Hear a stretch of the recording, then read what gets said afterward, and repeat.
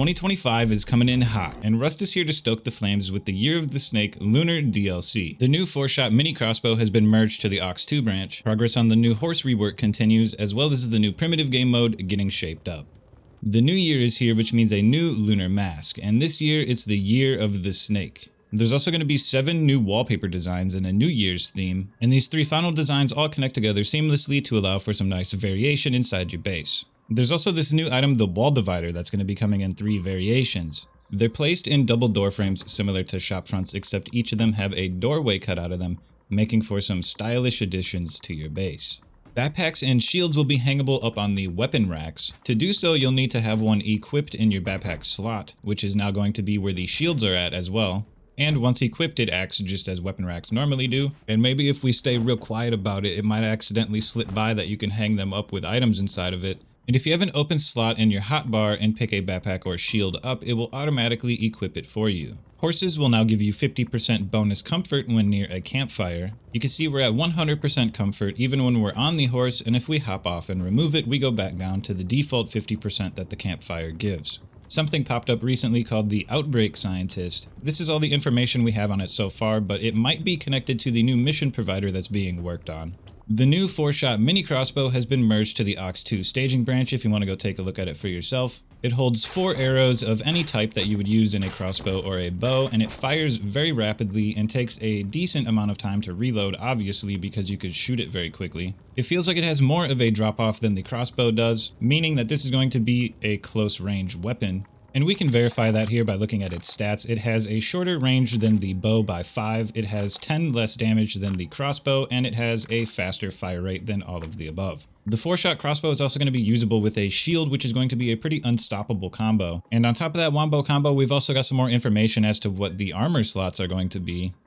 When crafting armor, they'll now have a randomized number of slots that range from 0 to 3. And there's also a work in progress for a crafting quality and an experimental crafting quality T. Then there's the asbestos and lead armor insert, which are the last pieces of information we have so far on this. And I'm pretty excited to see where this goes. This is going to add a whole new mechanic to the game that's going to be very interesting. The new medieval barricade has been set up with the same stats as the barbed wooden barricade, and it's going to cost 300 wood and 50 metal fragments to craft at a tier 1 workbench. There's been some more changes to the horse rework, and you'll now have to double tap control to neigh, because the new ability to skid has been moved from reverse over to control, so by holding control you'll now skid. There's also been some cleanups to the animations, which is a huge part of making the horse feel nice to move around in the new world. Also, when going up or down a very steep hill, if you stop moving, the horse will slide back down. And in case you missed previous videos, this is what it feels like to run around in the new world on the new horse. The controls feel much more responsive, it's easier to move around the new cliffs. Keep in mind you'll still take damage if you run into something, and if you hit something hard enough, you will fly off of the horse. A new food type has been added, the egg, which you can get once every 30 seconds from smacking a chicken at a 50% chance, and you'll be able to keep chickens in your very own chicken coop whenever it releases along with the Cooking 2.0. The new spoilage system has been set up on all types of meat, and you can see here that raw meat will spoil in 6 hours and cooked meat will spoil in 24 hours unless kept in a fridge, which now requires electricity to power it. And new convars have been added for server admins in case you did not want to have the spoilage system on your server once it releases. There's also going to be a new cooking workbench with a new list of recipes for foods, and one of them so far is a chicken pie. Siege weapons can now be placed and built on roads, which makes it easier to maneuver them around and get them going. There's also a few new commands that have been added, mostly for admins and cinematics. There's the catapult.reload and the catapult.fire, which doesn't work because it wasn't merged to the staging branch when I was recording this video. This allows you to reload a bunch of catapults all at the same time and fire them off all at the same time. You can also choose the type of ammo that you want to reload into it, which is very useful for cinematics and testing. Ballista gun.reload has also been set up for the ballista, making it easier to reload a bunch of them all at the same time, followed by 1, 2, 3, or 4 for the ammo type that you want.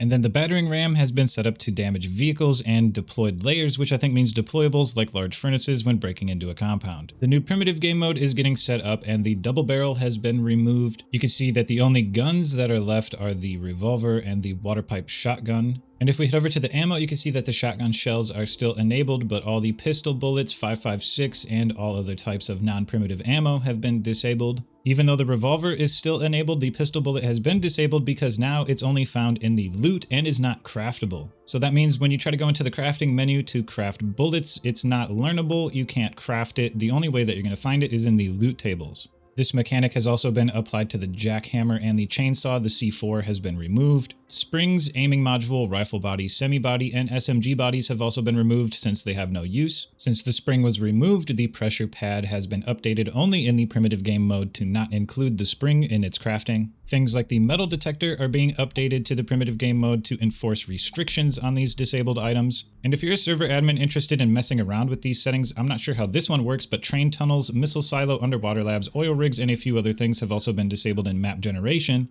I was only able to find this command that disables oil rigs from spawning, and like I said, I'm not sure how this one works since it's associated with the map generation at server start. The level 2 and level 3 workbenches are back in the primitive game mode, and keep in mind there's still a bunch of work that needs to be done for this that we don't know about yet. But we do know that the taxes on the tech tree are going to be multiplied by 2 in the primitive game mode. There's a new feature to automatically block train tunnel entrances when the train tunnels are disabled. The cargo ship and Bradley will be disabled in the primitive mode. I haven't seen anything on the patrol helicopter yet. And there was this new command added called simulate_loot, which could be very useful for modders, although I couldn't figure out how to get it to work. Keep in mind, it sounds like the new primitive game mode is going to be its own thing, possibly a new official server, and it looks like the convars that are being added are going to be configurable by server owners if you wanted to mess around with it yourself. And it looks like there's a few new backend features for plugin developers to come up with some new unique ideas for plugins. And don't forget, in the background, progress still continues on the new jungle biome, which is going to bring us new monuments, new animals, new weapons, new types of foliage, and we're going to be getting all of that at some point in time this year. So even though it just started, it looks like 2025 is shaping up to be one of the best years for Rust updates. And in case you haven't heard the news yet, I'm getting a Twitch drop February 6th, along with a bunch of other awesome creators. Monstera is helping me create the skin, and we should have something to show you guys in next week's video.